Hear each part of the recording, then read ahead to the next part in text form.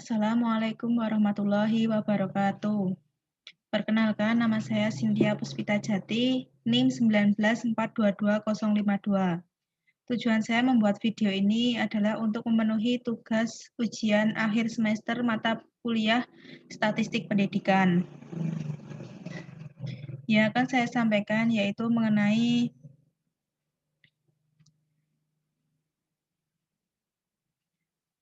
uji one way ANOVA dengan SPSS.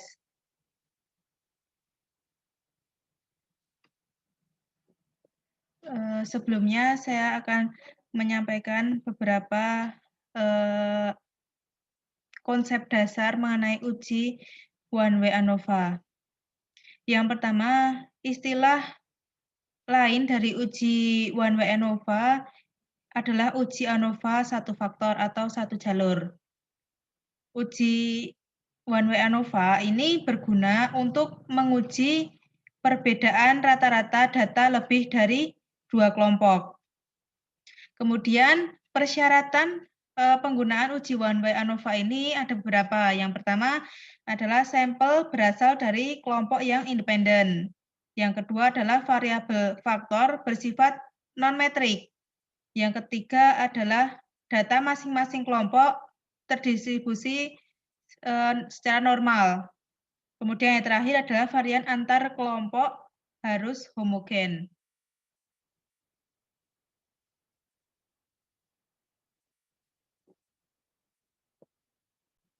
Nah, di sini saya memiliki data mengenai penjualan beberapa merek motor.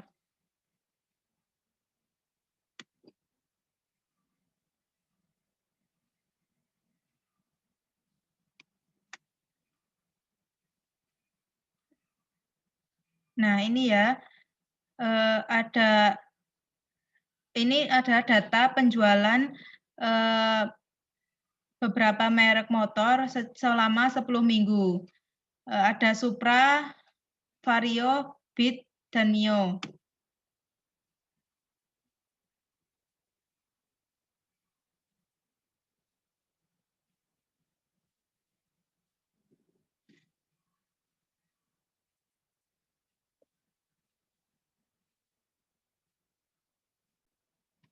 Nah, yang berikutnya adalah langkah-langkah uji one way ANOVA.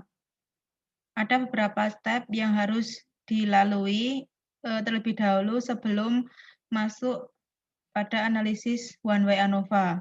Yang pertama adalah melakukan uji normalitas Shapiro-Wilk. Kemudian langkah yang kedua adalah melakukan uji homogenitas. Yang ketiga adalah melakukan uji one way ANOVA. Nah, yang pertama tadi kan melakukan uji normalitas, ya. Jadi pengambilan uji normalitas ini memiliki dasar pengambilan.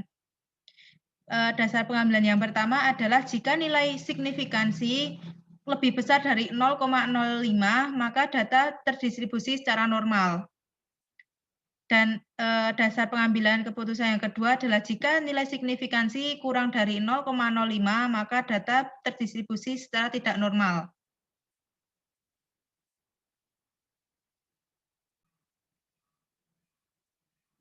Dari data penjualan merek motor ini, supaya lebih mudah kita dalam menganalisis pada SPSS, perlu dilakukan pengkategorian atau pengkodean data terlebih dahulu. Di sini ada 4 kategori, yaitu Supra, Vario, Beat, dan Mio. Datanya disusun sebagaimana data yang sudah saya susun seperti ini.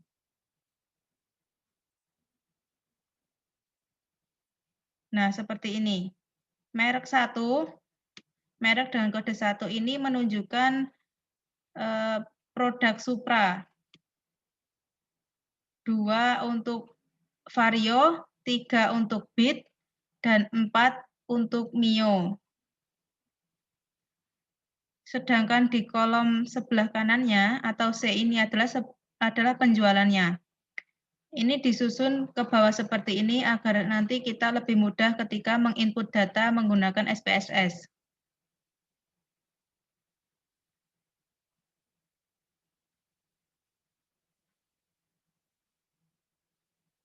Nah, kemudian kita akan melakukan uji normalitas. Caranya, saya akan membuka program SPSS terlebih dahulu.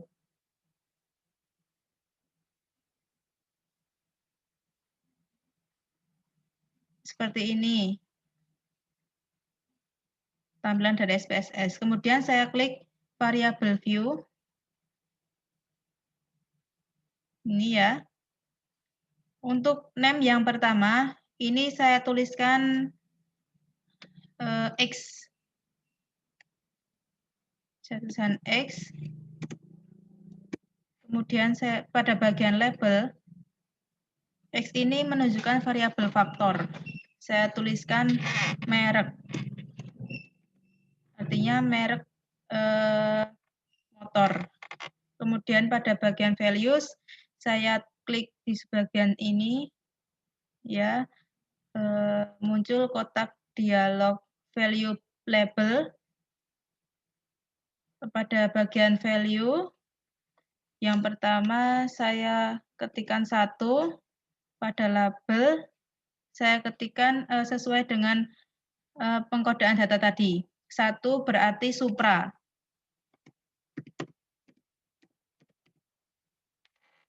Nah, kemudian saya add ya. Kemudian yang kedua adalah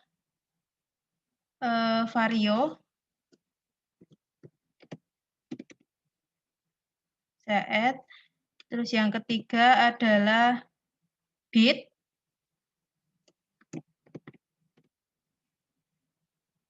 Dan yang keempat adalah Mio. Ini saya add. Kemudian saya klik OK.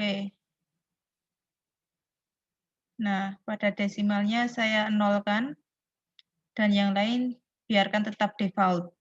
Kemudian kolom name yang kedua, di sini saya tuliskan Y. Kemudian pada bagian label saya tuliskan penjualan.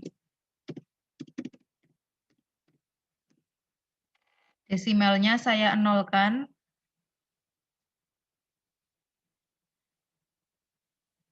Dan untuk opsi lain biarkan default.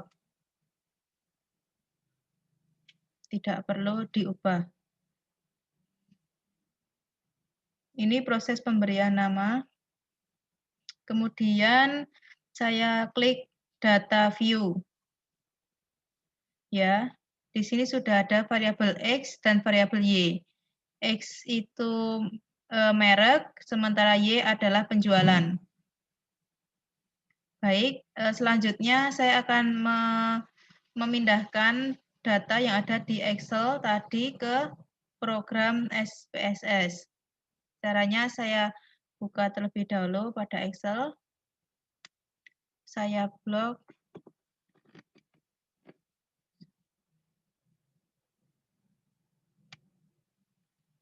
Nah, sampai 40. Saya klik kanan. Kemudian saya copy, lalu saya masukkan di saya paste di SPSS.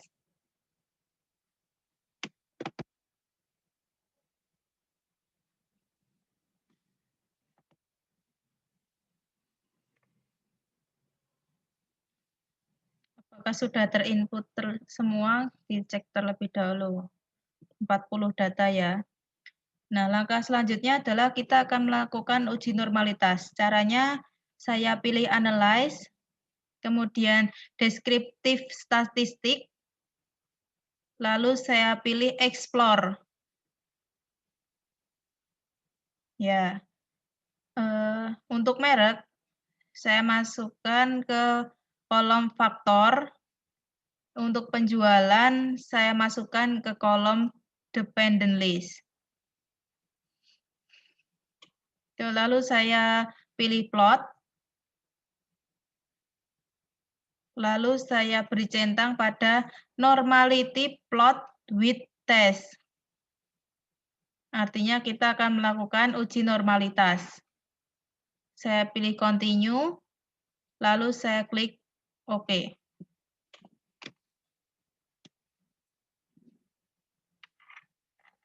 Kita tunggu sebentar.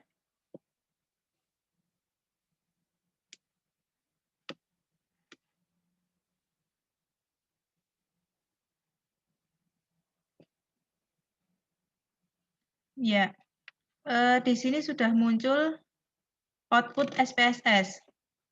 Yang pertama ini adalah output tentang deskripsi data atau variabel finansial. Kemudian ini statistik deskriptif mencakup rata-rata, median, variansi, minimum, maksimum, dan lain sebagainya. Dan yang kita butuhkan di sini adalah test of normality atau uji normalitas, di mana kita ya.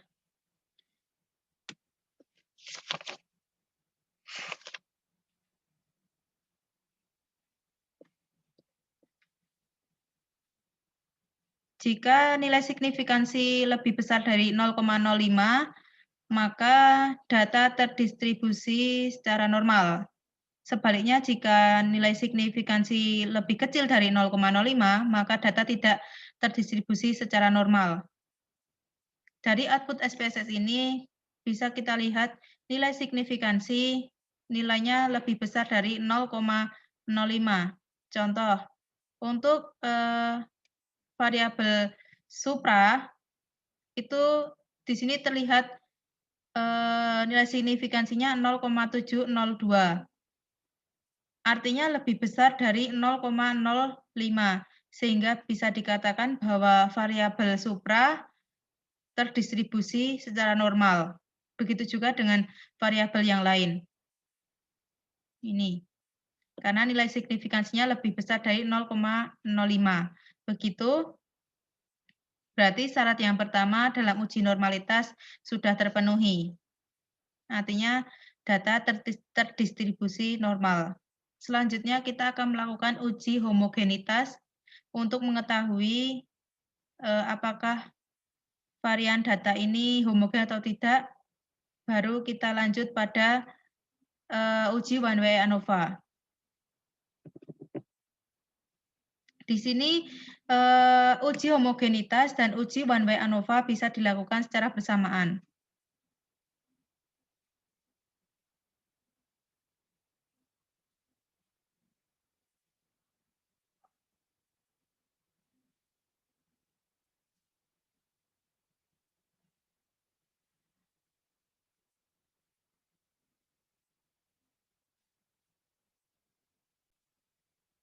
Nah, ini data penelitiannya tadi. Kita akan melakukan uji ANOVA sekaligus uji homogenitas. Caranya saya klik Analyze, kemudian saya pilih Comparison, lalu saya pilih One Way ANOVA. Di sini muncul kotak dialog. Untuk merek, kita masukkan ke kolom faktor, dan untuk penjualan, saya masukkan ke dependent list. Kemudian saya pilih post hoc. Saya klik beri tanda centang pada 2K. Ini ya. Kemudian saya klik continue. Kemudian saya pilih option. Saya beri tanda centang pada deskriptif dan homogeneity of variance test. Saya pilih continue, lalu terakhir saya klik OK.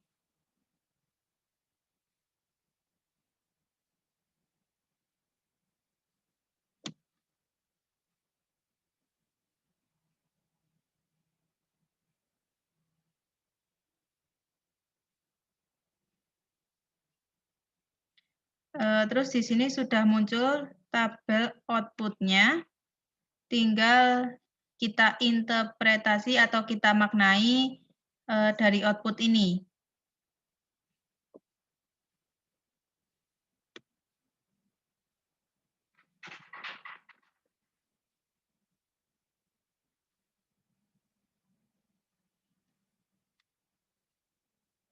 Interpretasi output one-way ANOVA. Yang pertama, melihat perbedaan rata-rata penjualan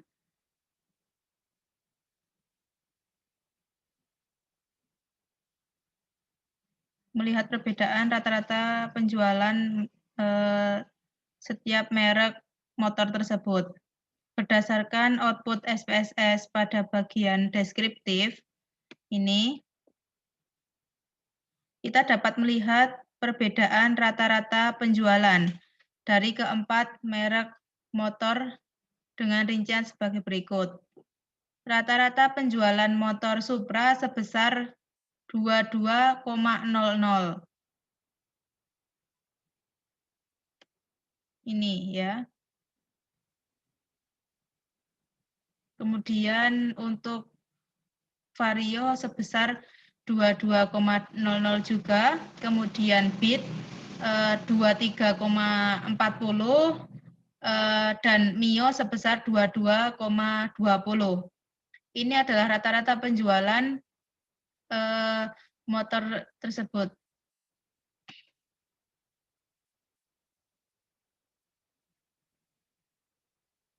Dengan demikian, maka secara deskriptif dapat disimpulkan bahwa rata-rata penjualan tertinggi adalah motor Beat, yaitu sebesar 23,40. Ya. Rata tertinggi adalah motor Beat. Kemudian selanjutnya adalah menguji kesamaan atau uji homogenitas. Berdasarkan output SPSS pada bagian Test of Homogeneity of Variance, ini ya,